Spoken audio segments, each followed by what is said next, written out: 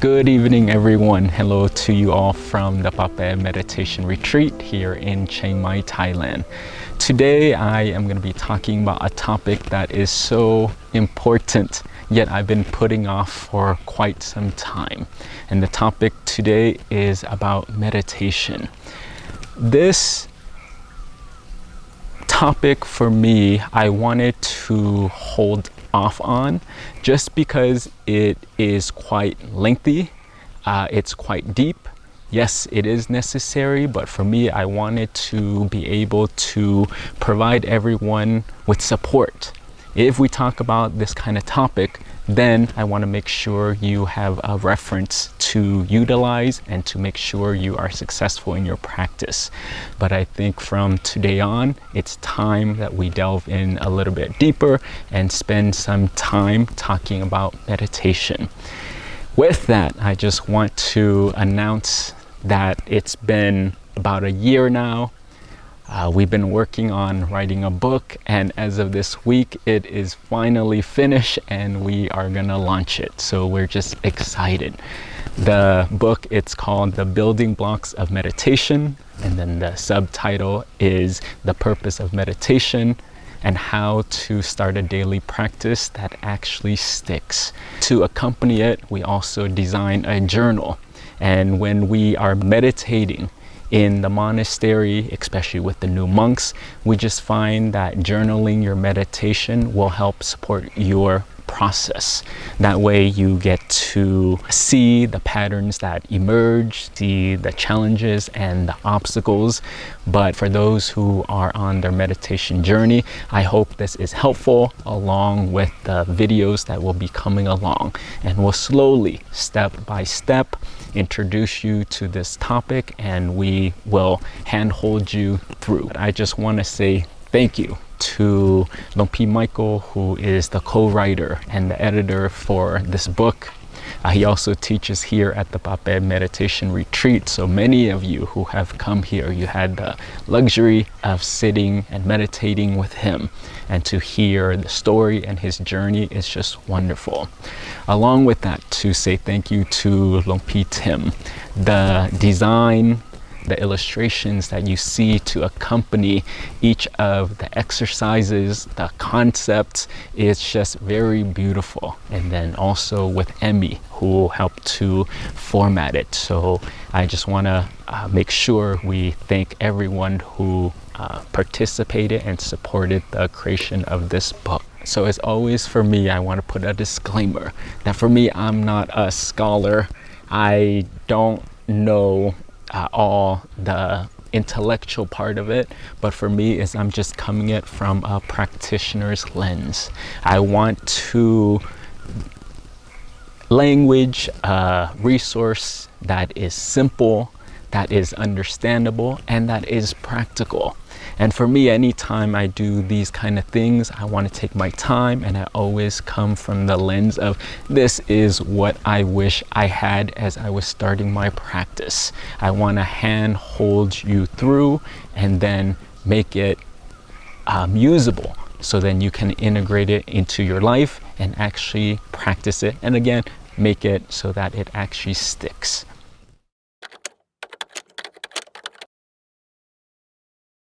What is meditation and its purpose? And many people out there tend to think that the purpose of meditation is for relaxation and for stress. They use it for productivity, for focus, for motivation, and that is not the purpose of meditation. Yes, that is the byproduct of meditation, but I think we need to understand at the root, what is it for? In the Buddhist context, we have three things that taint the mind, and that is anger, greed, and delusion. So really with meditation is we use it as a tool to get rid of these three things, to purify the mind so that you can go on your path to attain spiritual enlightenment. And again, enlightenment is really the state where your mind is free of anger, greed, and delusion. So these three things.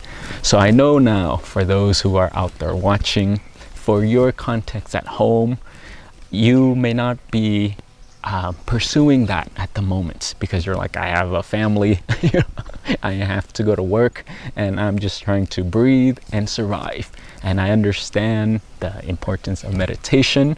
So then let me give you another definition, another way of looking at it that may be helpful and useful for you.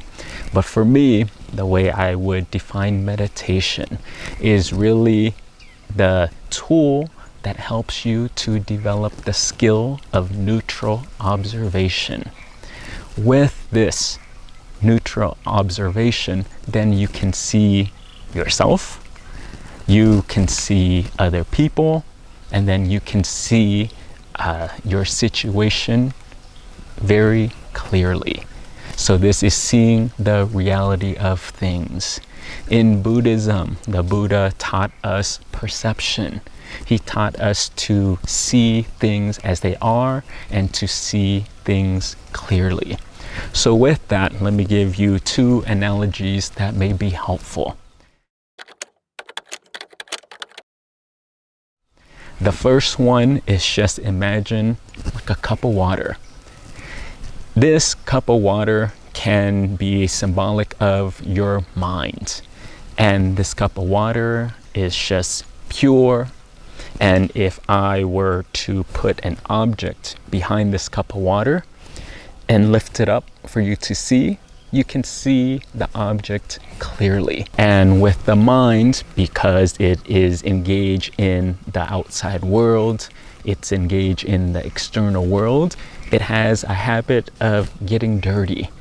The three things that we talked about earlier, anger, greed, and delusion, will come to taint your mind. It comes to interfere, and with that, your perception is not so clear.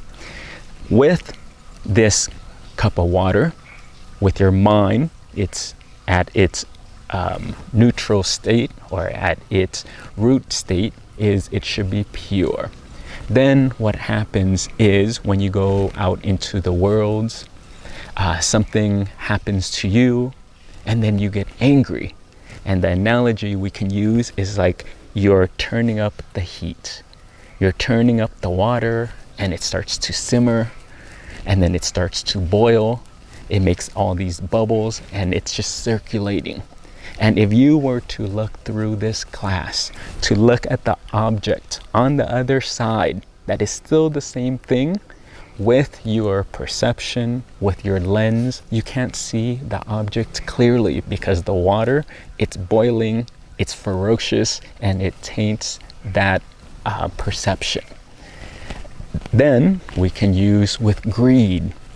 When we're engaging again in the outside world, we're envious of other people, we're always desiring to be something, to have something, to always go there and to attain this, and you're motivated and you're driven.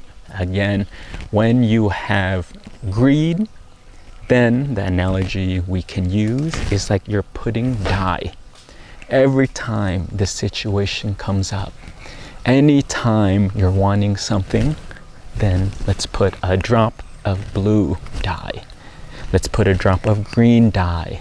Let's put a drop of red dye. And you keep adding and adding. And this cup of water, your mind then starts to accumulate more dirt. And it taints the filter again. So again, the object that you're looking at is still here.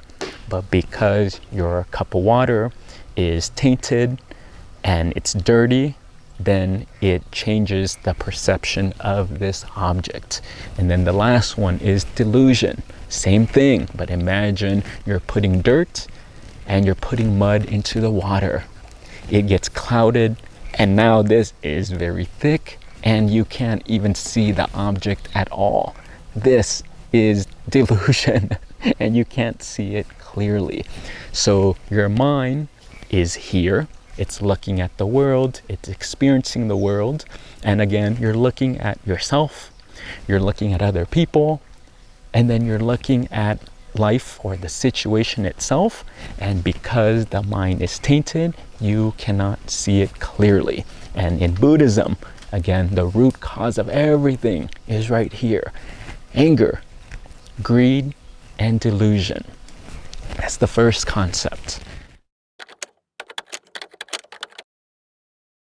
The second concept that is important for us to understand, or analogy that will help you on your path of meditation, is like showering, but for the mind.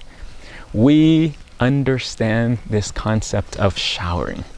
I don't know about you out there, but I'll share a personal story. But for me, when I was younger, I hated going into the shower. And as a little boy, my mom, she did not care. But she would make sure that when it was time, every single day, she would get me into that shower because I was dirty and I needed to clean my physical body.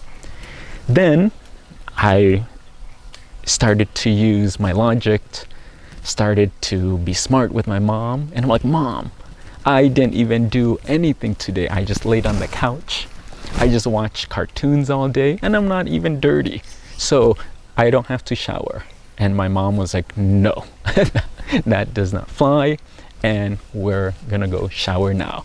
Put your video games away, put everything away, but get in the shower.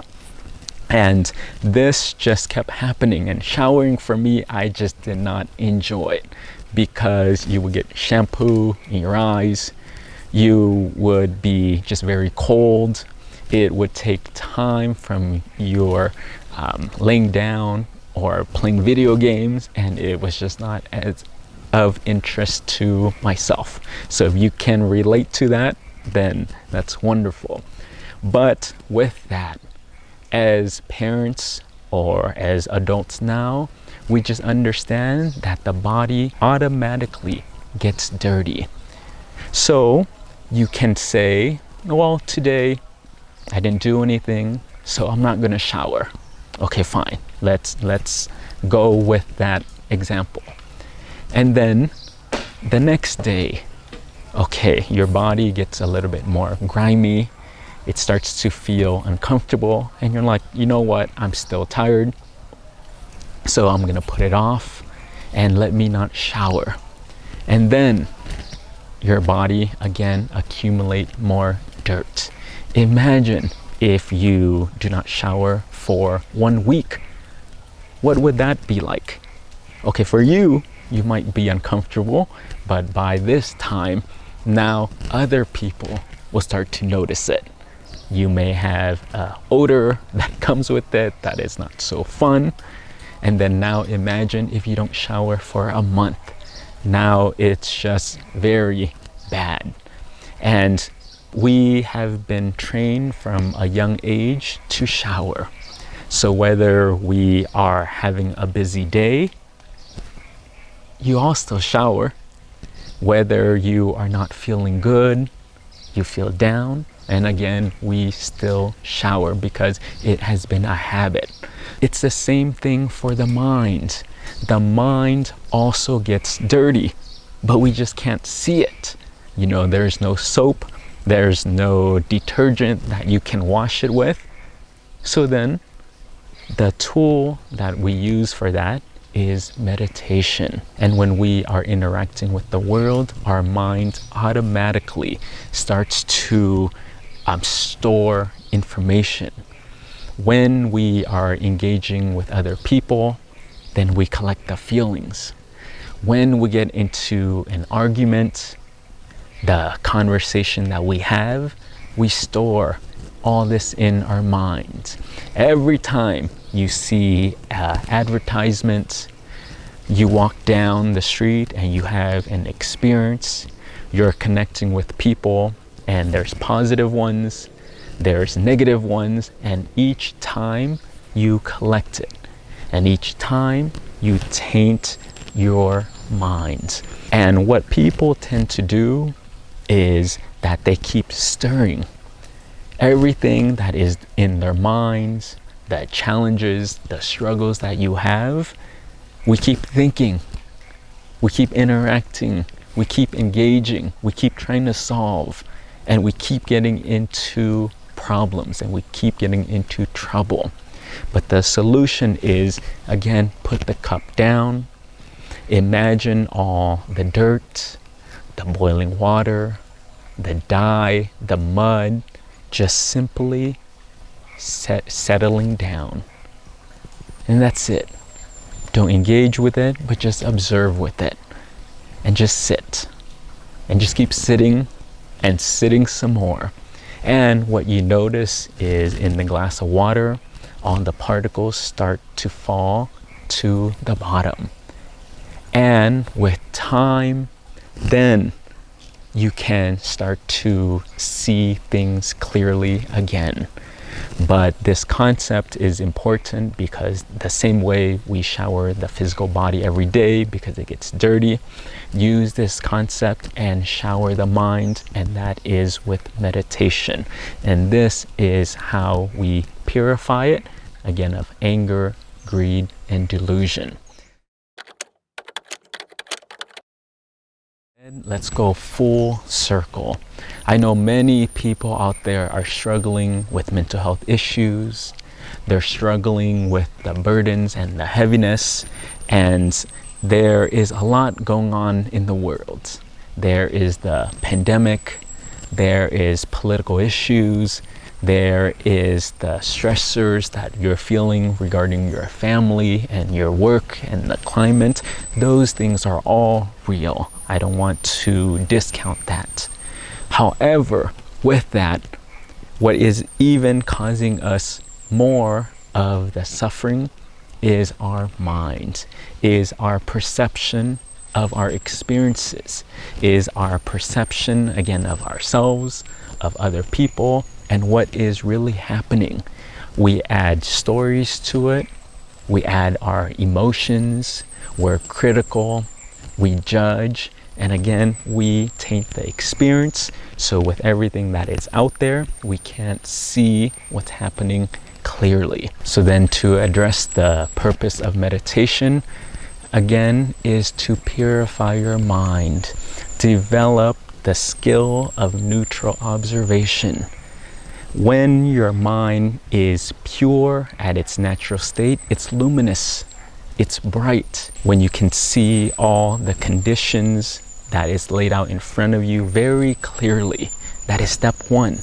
Then step two is then you'll know what to do next. And like I said, then the byproduct also of meditation is that then you will be more positive.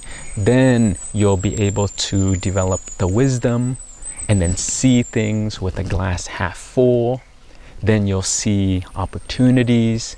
You'll be more compassionate. You'll be less stressed. You'll be more motivated. These things are all byproducts. But really, I wanted you to understand that meditation is just a tool for you to clean and purify your mind. Again, see reality as it really is. So hopefully that is helpful to all of you, and slowly we will delve deeper into meditation, but I wanted to do it in a simple way where we handhold you and we go on this path together. So as always, greetings to you from Thailand, and I will see you soon. Satu.